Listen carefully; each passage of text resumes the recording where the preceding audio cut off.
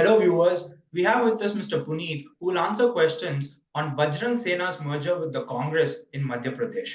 Puneet, the Bajrang Sena is an openly Hindutva right-wing organization and it's merged with the Congress. In Chhattisgarh, Congress has been promoting Bhupesh Bagel's Ram Gaman Paath tourist scheme.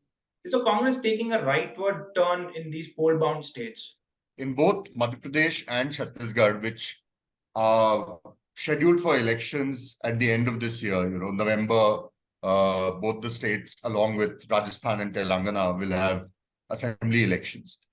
And both these states are states which are predominantly a Hindu population. There's a very small percentage, just about 2% of Muslim population in Chhattisgarh. And the Muslim community in Madhya Pradesh comprises roughly around 7.5% or so. And it's scattered, across 3 or 4 districts in MP. This issue of the Bajrang Sena in Madhya Pradesh, or of the way the Chief Minister of Chhattisgarh has been trying to woo the Hindus there by, launching this tourist circuit called the Ram Van Gaman Path, which is basically the, according to, mythological accounts and the government, etc., the path that Lord Ram traveled while he was in Vanvas. So there are very overt Hindutva, or what is popularly called as the Congress's soft Hindutva elements in both Madhya Pradesh and the leadership of the Congress in Madhya Pradesh and in Chhattisgarh. And these 2 instances are not the only ones. In Madhya Pradesh, there is in fact a very worrying rightward trend that you see in the way the Congress has been functioning ever since Mr. Kamalnath took over the reins of the party in MP, first as Chief Minister, then when his government toppled, he continued as the PCC President. So one instance is of the Bajrang Sena. Now the Bajrang Sena, till its merger with the Congress in Madhya Pradesh, was a very little known outfit. What we popularly know is of the Bajrang Dal, the more rowdy and the more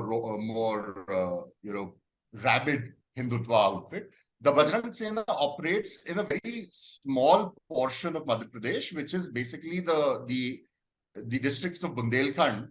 So part of Bundelkhand falls in Madhya Pradesh, part of it falls in UP. So it's along those districts of Bundelkhand where the Bajrang Sena has been operating. It was founded in a district called Chhatarpur. Now, it is interesting to see, the genesis of all this. You see the Bajrang Sena in Chhatarpur that has now merged. Along with it, you've also seen Mr. Kamalnath reaching out to a rather controversial godman, also from Chhatarpur, which is Dhiren Shastri of the Bageshwar Dham, who is again very rabid. He's been in the news for the last 1 year. He's a very young, upcoming godman, but he's been in the news mostly for controversial statements about establishing a Hindu nation, etc. And this was a man that Mr. Kamalnath visited just a few months back to seek his blessings. And ever since, Dhiren Shastri has also made a series of comments against, the secular fabric of the country.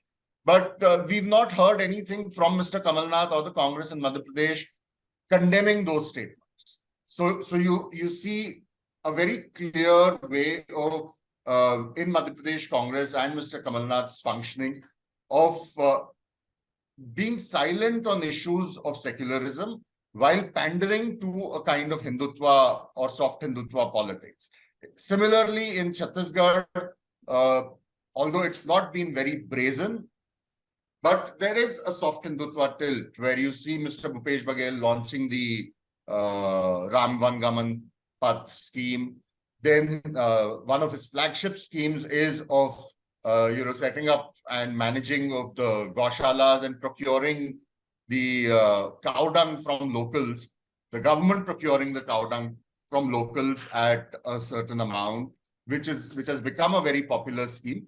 But there is, because there is a link to the cow, there is a very clear element of appeasing a certain, electorate of the Hindus in that state.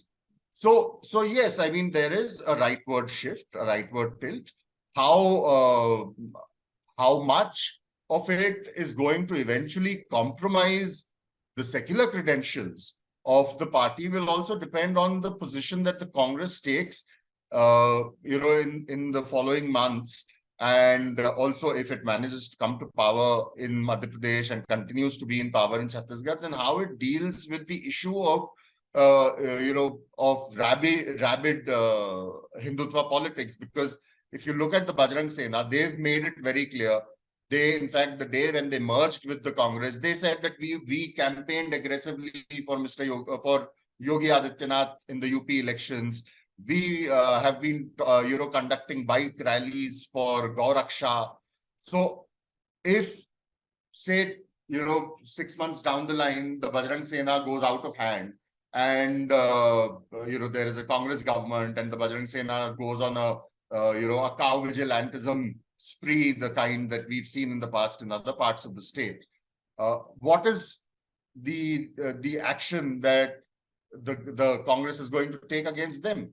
So these are all, questions that will arise as we move forward. But at the moment, very clear rightward shift.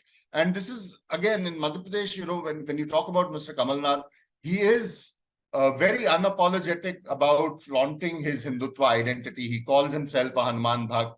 He mostly wears, a tika and, sandalwood powder that's smeared all over his head. He'll have a saffron or a yellow stole with him.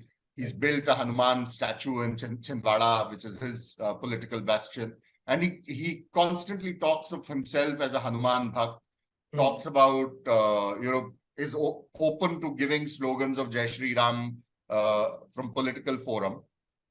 So, yeah, I mean, there is a very clear, and I wouldn't call it soft Hindutva anymore. It is a very clear Hindutva tilt. Right. So I would like to ask you about how the Congress leadership is going to explain this. Now, you said that you won't call it soft Hindutva anymore, but I would like to still call it soft Hindutva, rather a blatant attempt in two big states that are going to polls. And nationally, though, they speak of secularism, and they have even tried to revive, their reach among the Muslim community. So, how will the Congress leadership explain this? Yeah, I think this is going to be, moving forward, this is going to be a problem for the central leadership of the party. And it is going to embarrass them at some point, because if you see the recently concluded Karnataka Assembly elections, there was a huge shift of the Muslim votes from the JDS to the Congress. And the Congress sincerely seems to believe that that kind of a shift of the Muslim vote bank, which traditionally used to be with the Congress, but, eventually went to various regional parties, a Samajwadi Party in UP or RJD in Bihar or, elsewhere, other parties, Mamata Banerjee's Trinamool in Bengal. Right. The Congress believes that it will eventually be able to revive its hold among the Muslims. Now, if for very, myopic and short-sighted sort of political gains in two states, you're going to compromise on those secular credentials that nationally you speak of, then it puts the national leadership in a spot of bother. Because tomorrow, say somebody, we saw how the BJP tried to raise this Bajrang Dal and Bajrang Bali issue in Karnataka. Say something similar happens in Madhya Pradesh, and Kamalnath has to react in a certain way because he sought the Bajrang Sena's help. Yeah. Right. How is the national leadership going to respond to it? There will be obvious questions, and then among political commentators and the so-called liberal space, there will be questions asked of the Congress that how is it that in Madhya Pradesh and in Chhattisgarh or XYZ, you have a certain outlook towards Hindutva outfits because they suit your need, and those states do not have a very huge Muslim population. So you pander openly to their politics, and then nationally you want to present yourself as a secular party. So you can't have both. So it is going to be a complication, even perhaps an embarrassment. So is there a chance that in 2024 this will have an impact on the Congress? It depends. I mean, 2024, see, Madhya Pradesh, I still think that while the Congress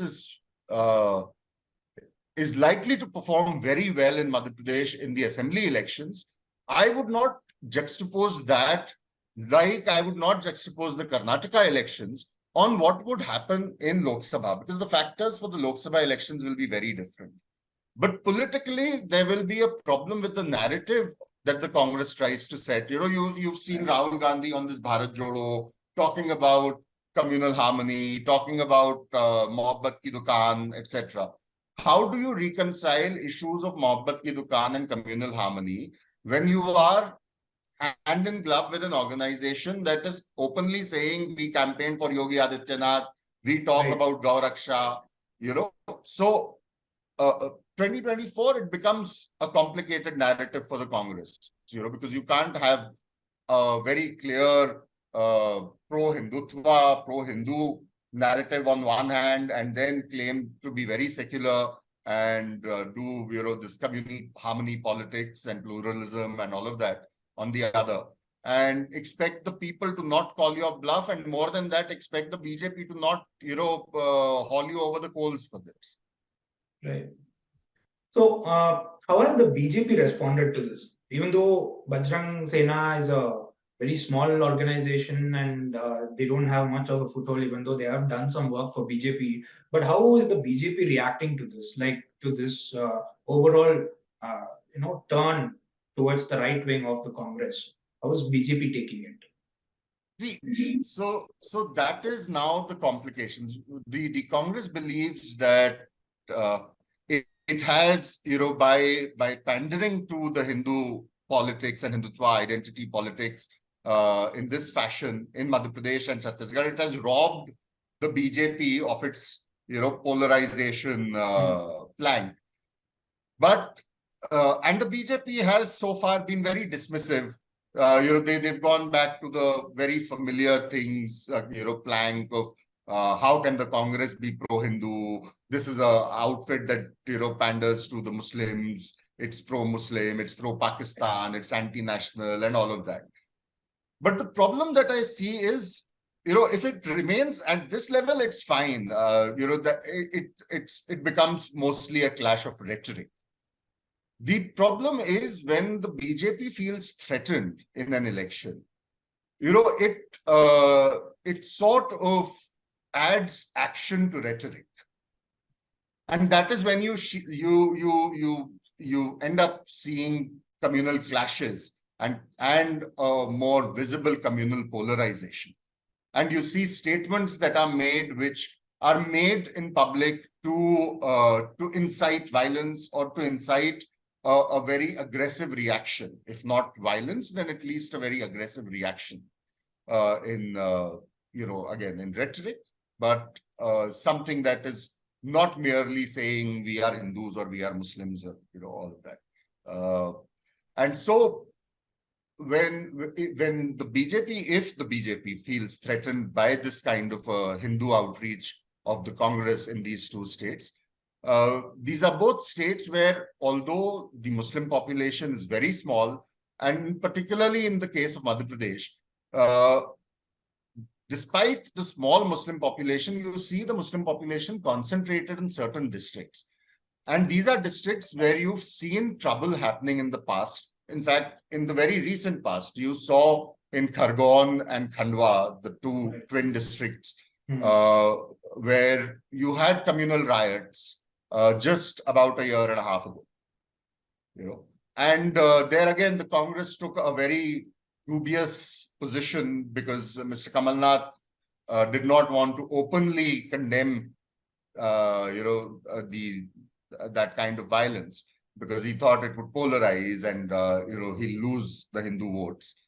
And so for quite some time, the Congress's reaction to the riots, to demand certain action, corrective action and all on the riots, was very lackluster. And it just seemed like that the Congress was not interested. They thought that, okay, let these people do whatever they want to do in Khargone.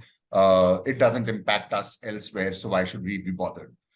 And so that is the kind of template that you might see, because even though the population of Muslims may be very small, the message that certain such incidents send across the state is very clear.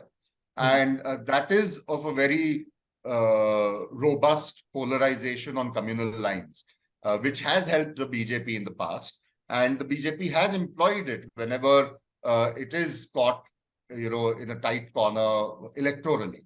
So, and then the ramifications spill over to other states. And since the Madhya Pradesh and Chhattisgarh elections will happen just about 4 to 5 months before the Lok Sabha elections, whatever happens there is likely to linger on, if it's in terms of communal polarization, that kind of a narrative is going to linger on for those 4 months or 5 months till the Lok Sabha elections, when Mr. Modi will then take over. And the campaign that he runs, with regard to Hindus and Muslims, we know how that pans out.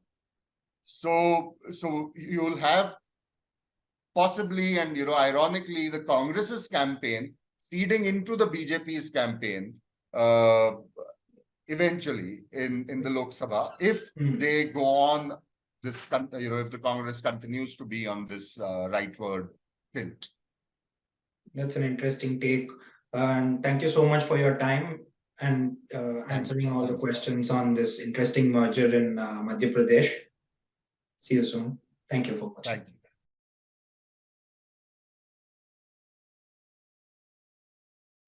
Subscribe to the Federal's YouTube page for more news and updates.